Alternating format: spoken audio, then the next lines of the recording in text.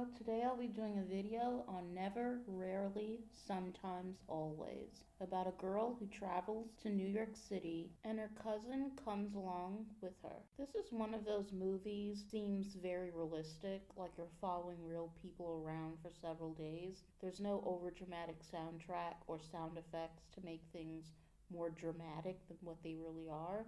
As an aspiring actress myself, it's amazing to see realistic performances, actors acting like human beings. You'd be surprised at how hard it is to just be a person and be yourself when acting. A lot of amateurs seem to overthink it and end up doing too much when really you just have to be yourself most of the time.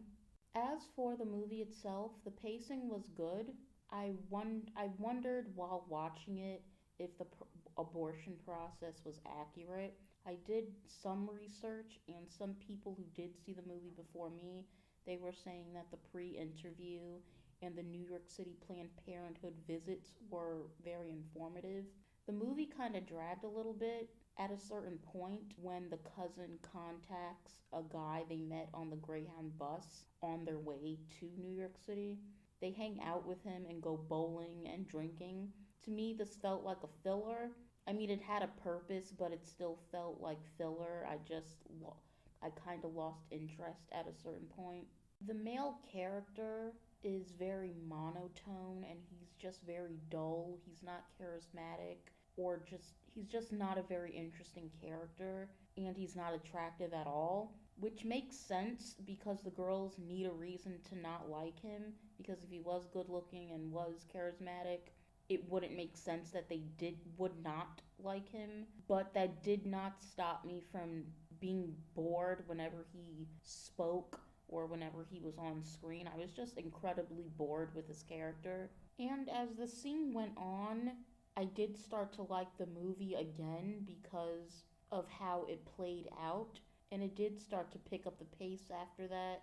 The entire scene did need to be in there because they were just trying to use him for money.